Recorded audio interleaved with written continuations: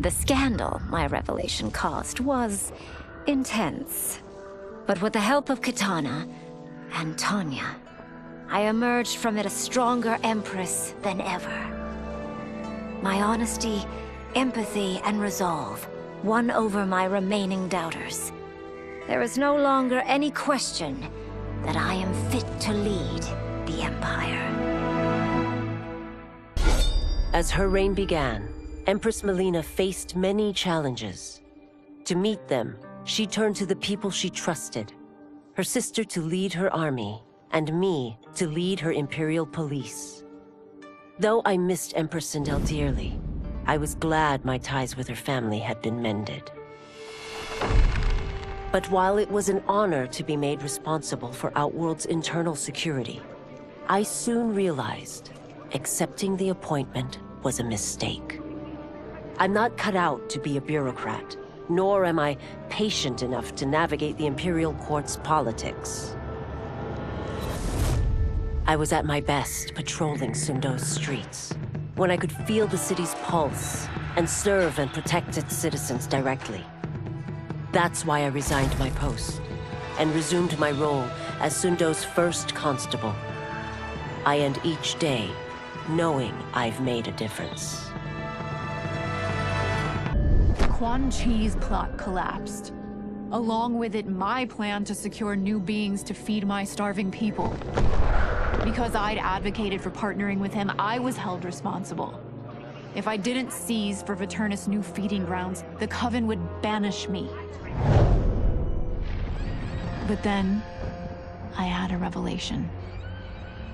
I didn't need to conquer realms to feed my people. I simply needed to capture enough beings to breed them.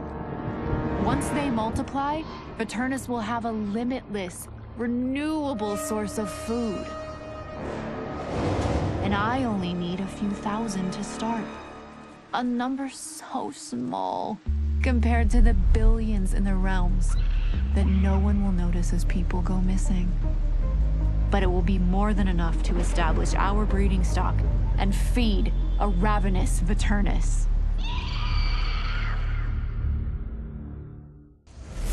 Were it not for my godly counterpart, I would not have survived the battle against Titan Shang Tsung. Meeting him, though, raised questions.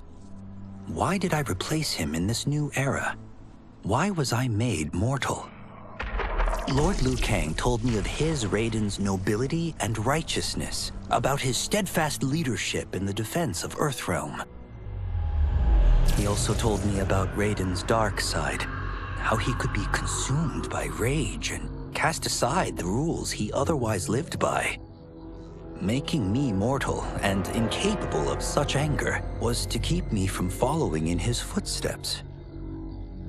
Though I understood the reasons why, I felt I had been done a disservice.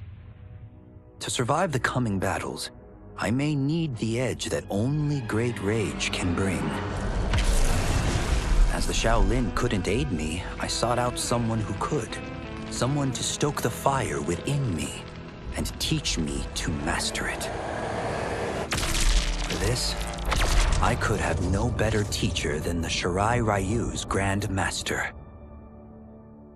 To elude capture by Empress Melina, I joined Havoc's crusade in Saido. There, I summoned more magic than I thought possible, and drowned out the old regime. Havoc's longed-for anarchy had been achieved. He was more than satisfied. But I was left empty and broken. Had I been satisfied as Outworld's High Mage, not let myself be tempted by Shang Tsung, a great city would not now lay in ruins. I've caused devastation, ended thousands of lives, all because of my blind ambition.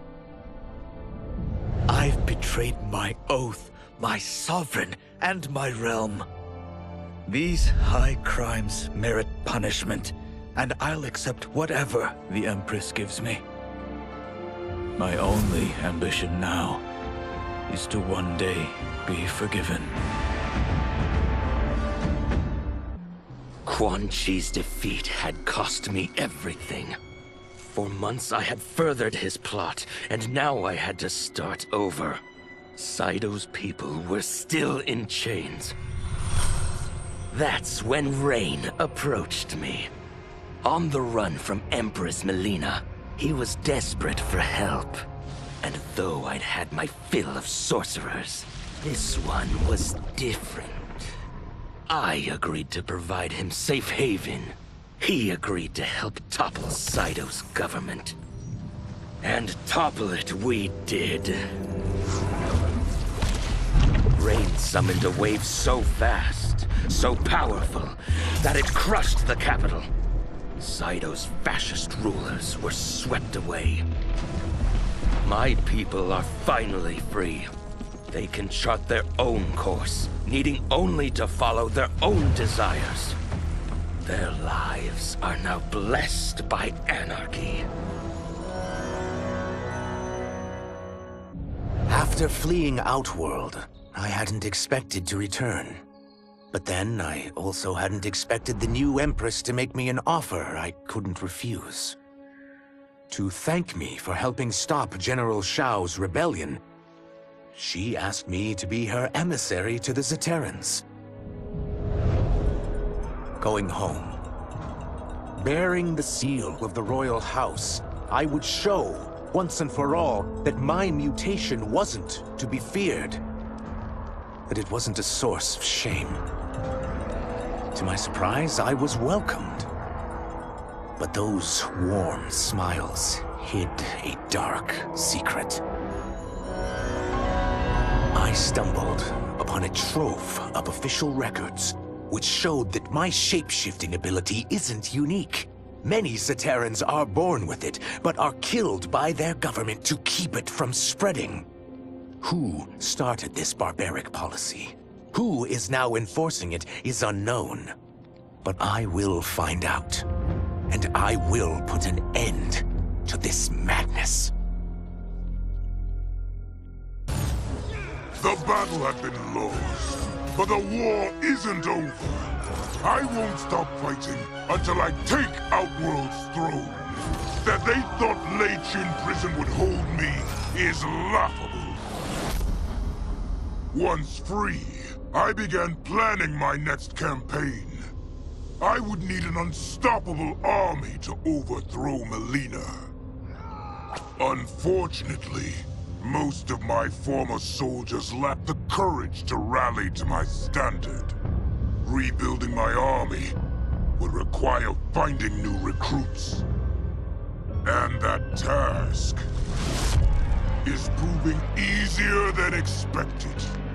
Outworld's golden age has left more than a few behind.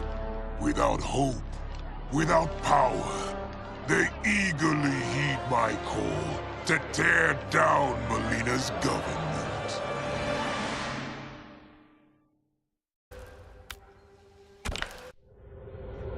As the darkness enveloped me, I took a long last look at my family. I did not expect to see them again until their souls joined mine in the living forest. But miraculously, my beloved husband delivered me from oblivion. Though he couldn't save my body, Jared had preserved my soul. Like him and countless others, I am now a part of Ermac. Yet ours is not a peaceful repose. The collected souls within Ermac have their own needs and agendas. Before we can speak as one, we must first reach consensus. I had thought, as the former rulers of Outworld, I and Jared would hold sway. But here we are, two souls among many thousands, fighting for the right to be heard. And if there is one thing we do well together, it is fight. We will win the right to govern Ermac as we once had